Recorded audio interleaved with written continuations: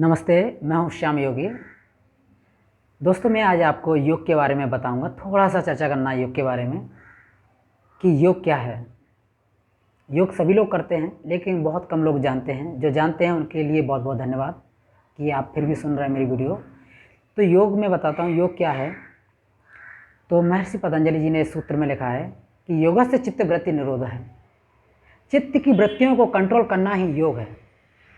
चित्त मन, बुद्धि, अहंकार तीनों से मिलकर बना है। वृत्तियों का सूत्र है वृत्तय पंचतय क्लिष्टा अक्लिष्टा। ये वृत्तियाँ 5 धाराओं में बहती हैं। ये दुखदायी भी होती हैं और सुखदायी भी होती हैं। तो वृत्तियाँ 5 तरह की होती हैं: प्रमाण, विपर्य, विकल्प, निद्रा, स्मृति। 5 प्रकार की होती हैं और ये दुखदायी भी होती हैं और सुखदायी भी होती हैं। तो इन वृत्तियों को कंट्रोल करना ही योग है। अब मैं वृत्तियों का थोड़ा और समझाता हूँ कि जैसे एक कुआं है, कुएं में पानी भरा है, पानी ठहरा हुआ है। जो ठहरा हुआ पानी है वो आपका चित्त है। उसमें अगर कोई एक कंकड़ डाल दे तो उसमें जो तरंगें उठती हैं वो हमारी वृत्तियाँ हैं। एक के बाद एक तरंग उठती जाती है, वो हमारी वृत्तियाँ हैं। उन तरंगों को, तरंग रूपी वृत्तियों को कंट्रोल करना ही योग है। श्री कृष्ण भगवान ने भगवद गीता में कहा है कि योग कर्मसु कौशलम। जो व्यक्ति, जो इंसान अपने कर्मों को कुशलतापूर्वक करते हुए लाइफ को जीता है वो योगी है। तो आप अपना कर्म कर रहे हैं, कोई भी काम कर रहे हैं, आप कुशलतापूर्वक कर रहे हैं, किसी को बिना नुकसान पहुंचाए, तो आप योगी हैं, क्योंकि आप किसी दूसरे की लाइफ डिस्टर्ब नहीं कर रहे। आप अपने परिवार को पाल रहे हैं, काम पे जाते हैं, स्वयं नहाते धोते हैं, जो भी एक्टिविटी करते हैं अच्छी अपने लिए, अपने स्वास्थ्य के लिए, अपने परिवार के लिए और समाज के लिए, वो सब योग के अंतर्गत आती है। ऐसे लोग बहुत ही बड़े महापुरुष और बहुत ही अच्छे योगी हैं। योग का मतलब ये नहीं है कि आप हवन, यज्ञ, पूजा, साधना ये सब करें और गलत काम करें तो ही योगी हैं। अगर आप अच्छे कर्म करते हैं तो भी आप योगी हैं। यही योग है। अपने आप को बैलेंस बनाना, अपनी चित्त वृत्तियों को कंट्रोल करना। तो योग है 8। योग आसन करना या प्राणायाम करना योग नहीं है। अगर कोई आसन कर रहा है तो बोला अरे योग कर रहा है, नहीं, उसे योगासन कर रहा है, योग अभ्यास कर रहा है बोल सकते हैं, लेकिन सिर्फ योग नहीं। योग हमारा 8 अंगों से मिलकर बना है। आसन उसका एक पार्ट है। तो योग के 8 अंग कौन से हैं? यम, नियम, आसन, प्राणायाम, धारणा, ध्यान एंड समाधि। यम, नियम, आसन, प्राणायाम, प्रत्याहार, धारणा, ध्यान, समाधि। अब 8 हो गए। 8 अंगों से मिलकर योग बना है।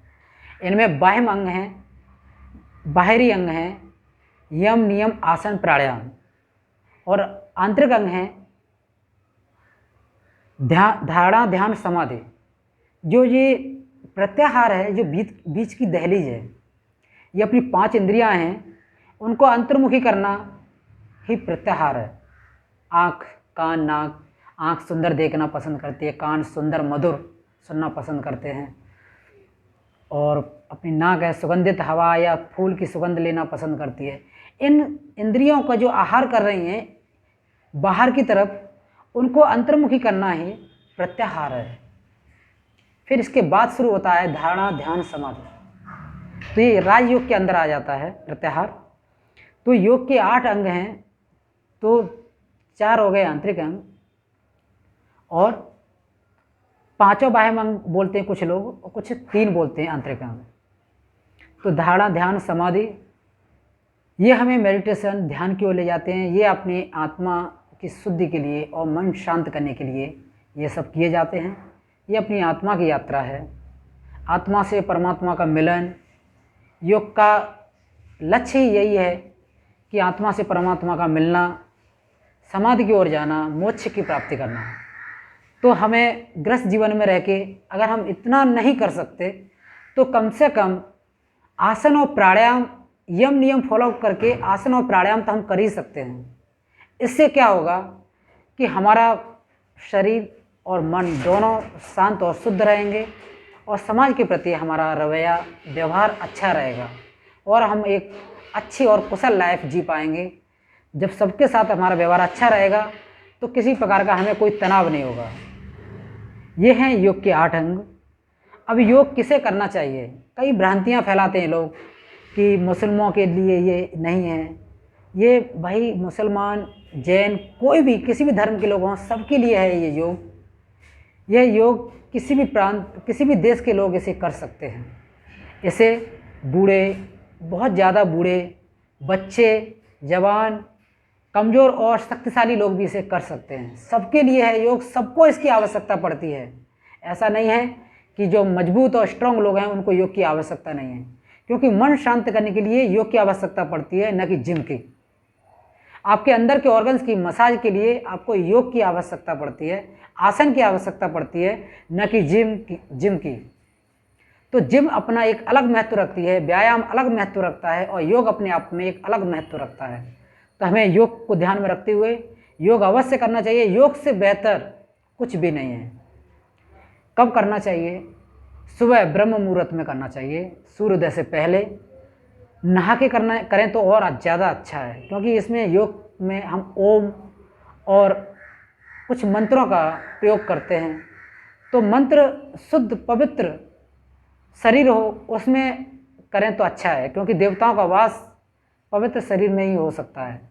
आप शौच निवृत्त होने के बाद नहा धो लें, उसके बाद ही योग करें तो आपको बहुत फ़ायदा करेगा। और नहाने के बाद आपका स्वभाव ऑटोमेटिक बदल जाता है, आपको बहुत अच्छा फील होगा। तो सभी को धन्यवाद। मेरी वीडियो अच्छी लगे लाइक शेयर करें, चैनल को सब्सक्राइब करना ना भूलें। ऐसी और अच्छी वीडियो और अच्छी बातों के लिए आप मुझसे जुड़े रहें। आपको अच्छे लोगों से जुड़े रहना आपके लिए बहुत ही कारगर है, लाभदायक है।